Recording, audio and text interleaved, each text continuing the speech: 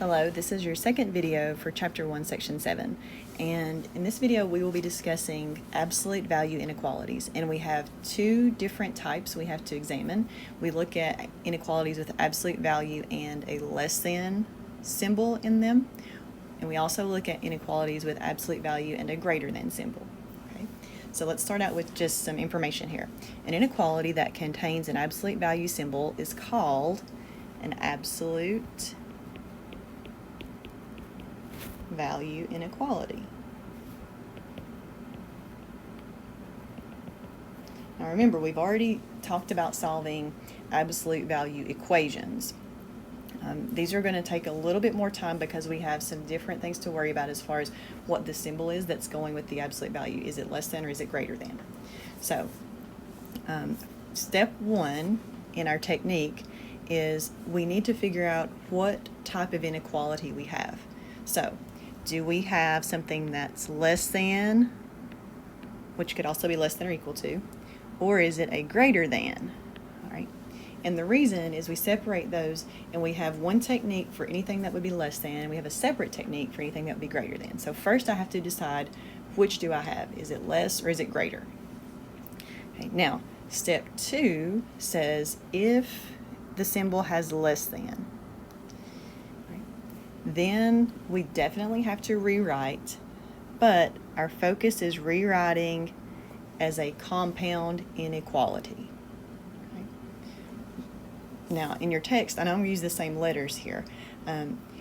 What they put is they use the absolute value and they use u to be an expression. So remember we said expressions are things like 2x plus 3 and x plus 4.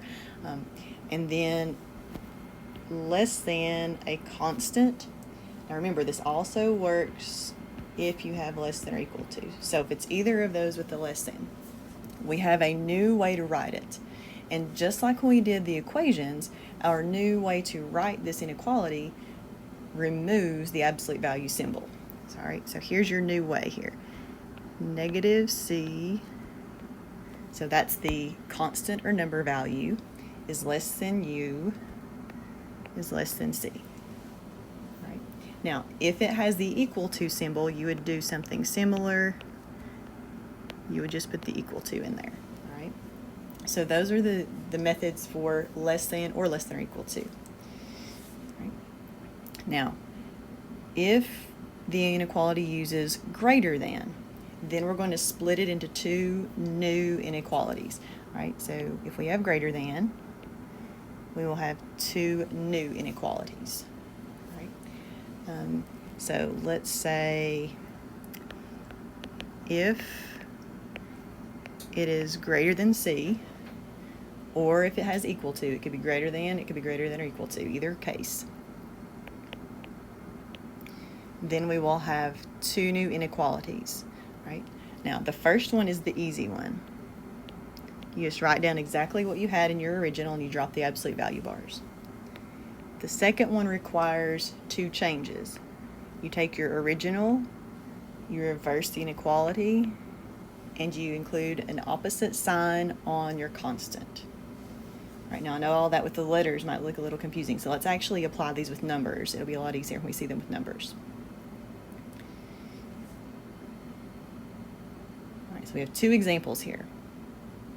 All right, the first example does have an inequality with an absolute value, and it does have a less than inequality. So the symbol that you see here, that tells me that I'm going to write a new compound inequality. Right, so compound meaning I'm going to have an entry value here, so I'm going to have a constant. I'm going to have a value in between, which is going to be what's inside my absolute value symbol. I'm going to have a constant on the other side. So the easiest way to do this is to start in the middle and the right-hand entry. So the middle is exactly what is inside your absolute value. I don't change any signs, I just bring out 2x minus 6. The right-hand side is your constant, in this case it's 8. The number on the left is the opposite sign of 8. So it's positive 8, I'm going to change it to negative. So now I have a compound inequality, and I'm going to solve. I solve by adding 6 to the right side, the left side, and the middle term. Now I simplify.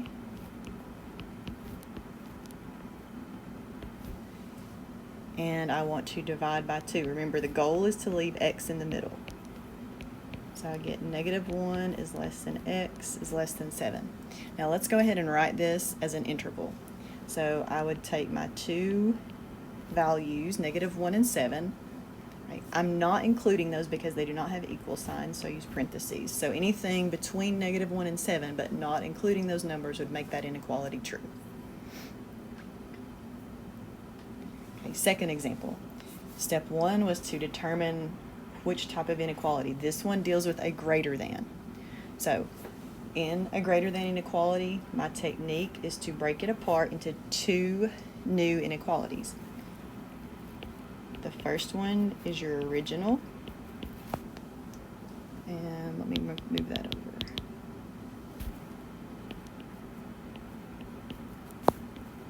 Or my second inequality looks like the original, but I'm going to reverse the symbol, and I'm going to change the sign only on the constant value.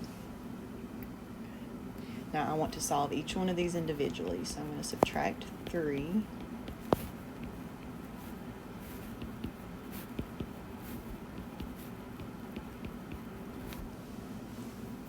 So I have 2 inequalities that describe the solution set. X's that are greater than or equal to 1 and less than or equal to 7. So if you think about this on a number line,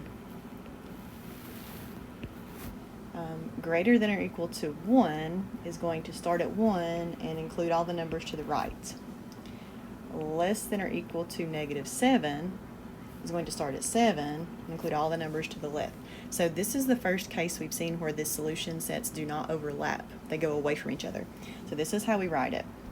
The left-hand solution set is all the negative numbers, so all the way to -infinity, up to -7, and then it stops. We put a bracket around it because of the equal sign.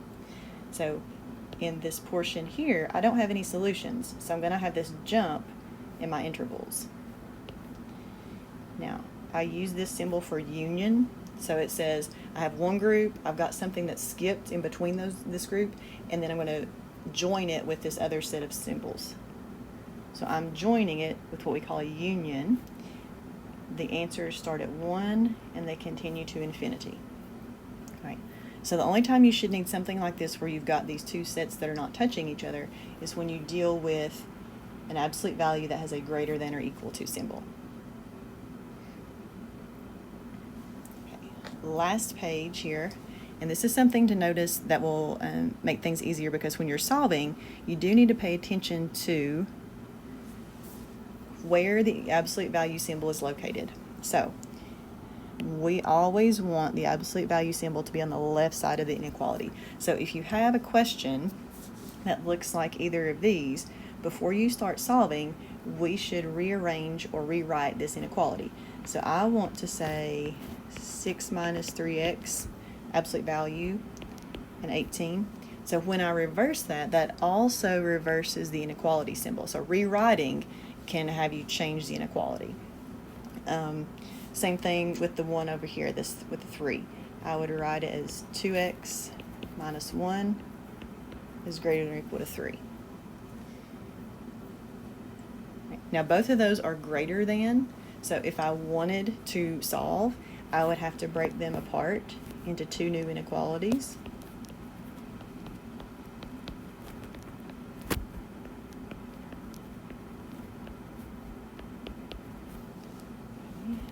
Same thing with the second example. Remember, the easy part is writing the original. And then for the new one, you would reverse your inequality and change the sign on the number. Now they're both linear. There you are, and that's the end of Chapter 1, Section 7. Have a great day.